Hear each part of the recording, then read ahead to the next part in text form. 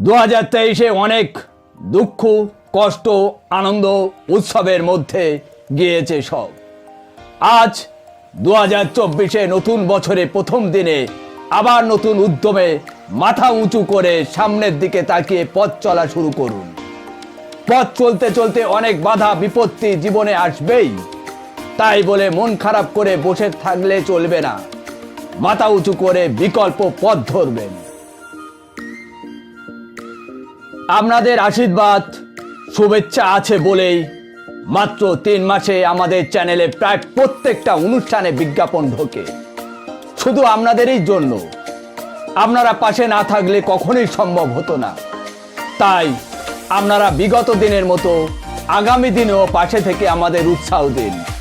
কথা দিচ্ছি, আপনারা বিভিন্ন জায়গায় বেড়ানোর খুঁটিনাটি স্পট আপনাদের সামনে নিয়ে আসবই। তো আজ চলুন আপনাদের নিয়ে যাই লাটাগুড়িতে। চলুন লাটাগুড়ি বেড়ানোর স্পট কি আছে একবার দেখে নেওয়া যাক। মোম রঙা রাস্তায় খুনসুটি ভাবার আড়িতে শামস্তানি রোদ আকাশে উঠবে কাল, মনটা খারাপ আর হবে না। অনেক দিনের সেই ভালোবাসা টয় ট্রেন কুয়াশা স্টেশনে থেমে যাবে না। ছুটিতে যাই, ছুটিতে যাই।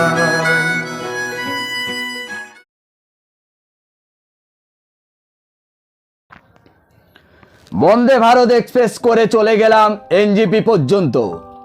বেশ ভালোই লাগলো। এনজিপিতে একটা হোমস্টেতে গিয়ে উঠলাম। আমি অনেকবার গিয়েছি, সেই সুবাদে প্রায় ওখানকার সবই আমার জানা।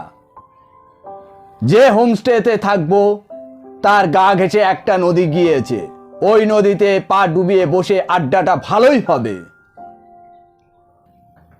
ছোট দোতলায় হোমস্টেতে নিজের পছন্দ মতো ঘর বেছে নিলাম। ঘরের জানালা বারান্দা দিয়ে সামনে নেওড়া নদী আর ঘরের পেছনে চা বাগান, আবার পাশ দিয়ে চলেছে রেল লাইন। নদী পার করে সোজা হারিয়ে গেছে ওপারে গভীর গরুমারা জঙ্গল। সন্ধ্যা নামতে আমাদের আসর জমে উঠল। চারিদিকে অন্ধকার, চাঁদের আলো জলে চিকচিক করছে। দূরের জঙ্গল থেকে অজস্র পাখির ডাক শোনা যাচ্ছে। শুনে সত্যি মুগ্ধ হয়ে গেলাম। মাথার উপর অর্ধেক চাঁদ, নিচে কল কল করে বয়ে চলেছে নদীর জল। রাত চড়া পাখির ডাক ভেসে আসছে। এমন সময় রেলের লাইনের আওয়াজ। মনে হচ্ছে ওপারে কোথাও হাতি রেল লাইনে পার করছে।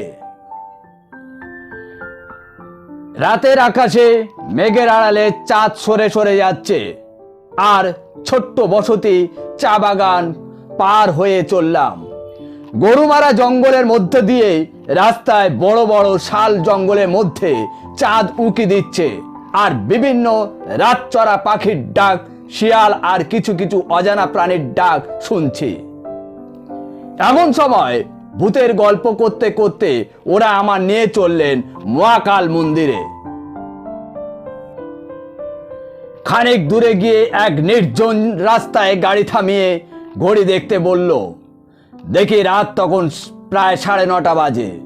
আমরা রাতে গিয়েছিলাম ভুটান বর্ডারের কাছে, আবার ওখান থেকে ফিরে এলাম। এরপর আমরা লাটাগুড়ি বাজারে গেলাম। কিছু টুকিটাকি কেনাকাটা করে ফিরতি পথ ধরলাম। মনে পড়ে গেল বন মুরগি কাটতে অর্ডার দিয়েছিলাম। মাংস নিতে আবার গেলাম ঘন জঙ্গলের অজানা হাতছানিতে। অনেক রাতে হোমস্টেতে ফিরে রাতে মাংস কষা দিয়ে ডিনার করে ঘুমের দেশে চলে গেলাম। পরের দিন সকালে উঠলাম, দেখলাম মেঘলা আকাশ। ছাতা আর ক্যামেরা নিয়ে বেরিয়ে পড়লাম। কিছু দূর জায়গায় পার দেখলাম। দুদিকে রাস্তা চলেছে। একটা রাস্তায় চললাম, দেখি ডান দিকে নদী, বাঁ দিকে ইতি উতি জল জমে তাতে মেঘের ছায়া পড়ছে। চারিদিক বর্ষার আগমনের গন্ধ। নেমে চললাম চা বাগানের দিকে। বাগানের চারিদিকে ঘেরা কাঁটা তার দিয়ে একটা জায়গা উপযুক্ত যাওয়ার সরু পথ পেয়ে গেলাম। সেখান দিয়ে চা বাগানের মধ্যে ঢুকলাম। বৃষ্টির স্রাত চা গাছের জলে ভিজে যাচ্ছি, আবার সাথে সাথে বৃষ্টিও শুরু হলো। এবার রেল ব্রিজের দিকে হাঁটতে লাগলাম। বেশ কিছু আদিবাসী লোকজন চলেছে ব্রিজ পেরিয়ে ওপারে কাজে। কেউ যাচ্ছে জঙ্গলে কাঠ কুড়ুতে, কেউ শর্টকাট পথ লাটাগুড়ি কোনো হোমস্টেতে কাজ করতে। তেমনই এক সাইকেল আরোহীর সঙ্গে দেখা হলো। ব্রিজের ওপারে যাচ্ছে, এমন তার পিছু নিলাম। ব্রিজের মাঝে যেখানে লাইন সেইটুকুতেই শুধু লোহার পাত, বাকিটা ছাড়া নিচে নদীর ঘোলা জল। ব্রিজের লোক দাঁড়ানোর জায়গা অনেক ছবি তুললাম। কাল রাতে এখানে বসেছিলাম, হাতের পদধ্বনি শুনেছি রেলের পাতে। ছেলেটি এক্ষুনি ট্রেন আসবে বলে দ্রুত বিদায় নিয়ে মিলিয়ে গেল ওপারের জঙ্গলে। আমি ঝুলন্ত ব্রিজে নদীর মাঝে ট্রেন চাপা পড়তে চাই না, তাই তাড়াতাড়ি নেমে চলে এলাম পাশের একটি জায়গাতে। বৃষ্টিও এসে গেল ঝেঁপে। কাছেই একটা চাতাল, মাথার উপরটা শুধু টিনের ছাউনি, মাঝে নিচু মাচার মতো কটা রেলের টুকরো। ভেতরে ঢুকে রেলের উপরে বসলাম। ট্রেনের আর দেখা নেই, এদিক ওদিক দেখছি। সাধারণ মানুষ তাদের বেড়ানোর অভিজ্ঞতা কি বলছে, চলুন যাই একবার দেখে নেওয়া যাক। কোথায় কোথায় বেড়াতে গিয়েছেন?